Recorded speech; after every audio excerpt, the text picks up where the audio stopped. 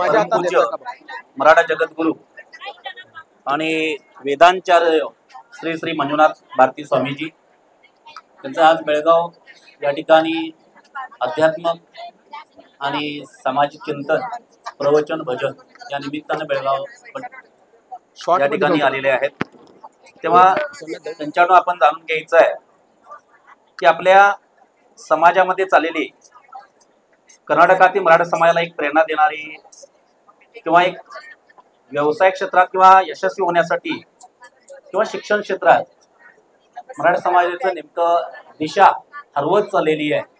तेव्हा आपलं यावरती आमच्या या मराठा समाजाला दिशापूर्वक आपण आपलं मत या ठिकाणी व्यक्त करतो। कसं आहे आजच्या या धावत्या युगामध्ये अनेक प्रत्येकाची आपापली कर्तव्य, प्रत्येकाची आपापली जबाबदारी, आपापली बिझनेस किंवा कुठलाही काम करत असताना जर मनाला तणाव होत नसेल, मनाला जर कष्ट होत नसेल, मन जर एकाग्रता होत नसेल तर त्याच्यासाठी आध्यात्मिकतेची किंवा आध्यात्मिक साधनेची फारच आवश्यकता आहे।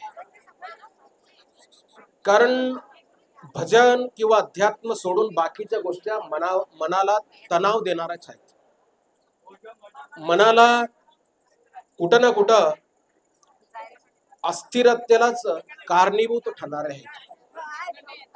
त्यामुळे कुठलीही जबाबदारी, कुठलाही धंदा, कुठलाही व्यवसाय, कुठलाही काम करत असताना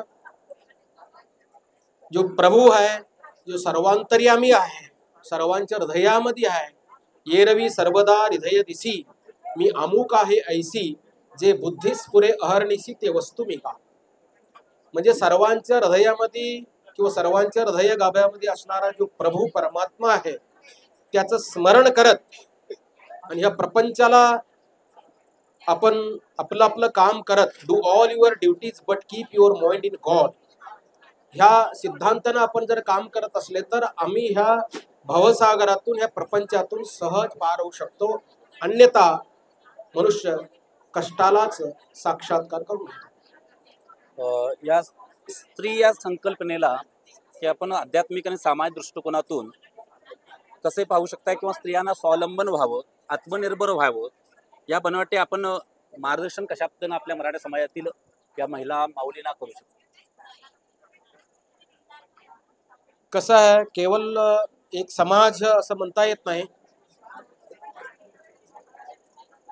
प्रत्येक नारी मध्ये जो शक्ती आहे, नारीगत जो आंतरिक शक्ती आहे ती अलौकिक शक्ती आहे। धर्मशास्त्रामध्ये म्हटलेला यस्तु नार्यस्तु पूज्यन्ते तत्र रमन्ते देवतः, ज्या ठिकाणी नारींना पूज्यभाव देऊन आपण काम करतो किंवा त्यांना आदर दिला जातो, ज्या प्रदेशामध्ये, ज्या देशामध्ये, ज्या भागामध्ये, ज्या घरामध्ये, ज्या राज्यामध्ये किंवा ज्या मंडळामध्ये त्यांना सन्मान दिला जातो, त्यांना गौरव दिला जातो, तिथं रमन्ते तत्र देवता, तिथं देवता पण त्या ठिकाणी असतात, हा भाग शास्त्राने मांडलेला आहे। त्यामुळे छत्रपती शिवाजी महाराजांनी कुडा हा सिद्धांतानुसार चाललेले आहे। कुठल्याही प्रसंगामध्ये छत्रपती शिवाजी महाराजांनी जो मातृशक्तीला, म्हणजे जो भगिनींना, नारी भगिनींना, स्त्री भगिनींना जो भी सन्मान दिलेले आहेत तो अलौकिक सन्मान आहे। त्यांनी केव्हा पण त्यांच्याविषयी, त्यांच्या अब्रूविषयी अत्यंत काळजीनं त्यांनी वागलेले होते। म्हणून छत्रपती शिवाजी महाराजांना ह्या जगामध्ये जे भी भारतीय नारी तेवढाच नव्हे, विश्वातल्याच नारी छत्रपती शिवाजी महाराजांना आपली देवता म्हणून मानतात। हे विशेष आहे छत्रपती शिवाजी महाराजांचं, कारण यत्र नार्यस्तु पूज्यन्ते तत्र रमन्ते देवता, ह्या सिद्धांताने छत्रपती शिवाजी महाराजांनी देखील नारींना अत्यंत सन्मान देत होते। म्हटलेलं आहे की या देवी सर्वभूतेषु मातृरूपेण संस्थिता, प्रत्येक नारी प्रत्येक मनुष्याला मातृदृष्टीने पाहिलं नक्कीच तिथं मातृत्व पाहू शकतो.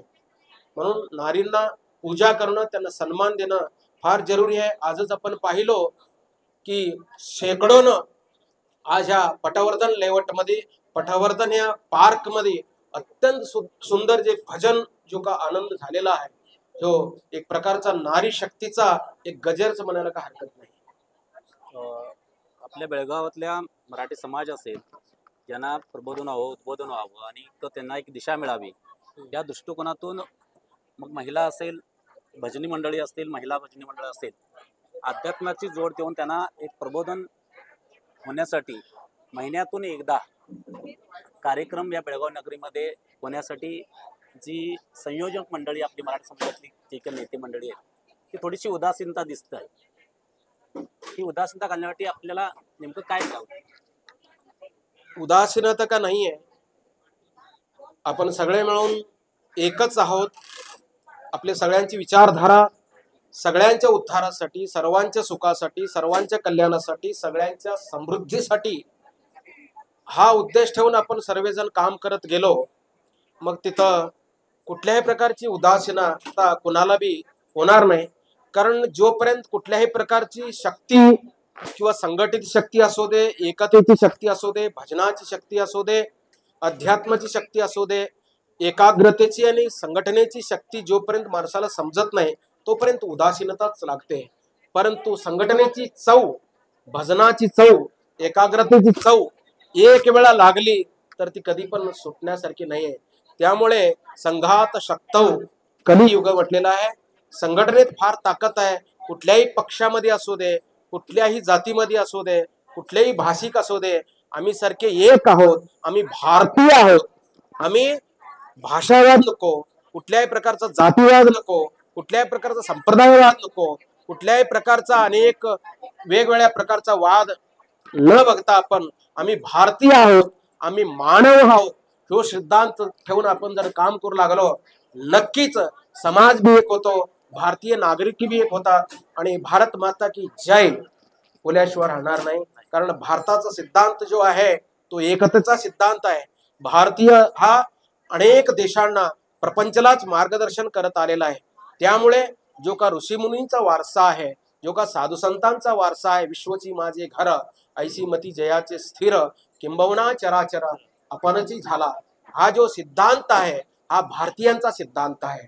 त्यामुळे सर्वजण आपण एक आहोत, एक राहू, एकच विचारानं, एकच ध्येयानं सर्वांचंच कल्याण हो, सर्वे जन सुखिनो भवंतु ही प्रार्थना ठेवून आपण चाललो. नक्कीच कुणी पण उदासीन राहणार नाहीत. सर्वेच स्टेप बाय स्टेप आपल्या बरोबर येतील. सर्वजण मिळून आपण काम करू. ही केवळ बेळगावकरांना तेवढंच नव्हे, इडी भारत देशांनाच मी या माध्यमातून अत्यंत विनम्रतेने सांगत आहे. हरि ओम.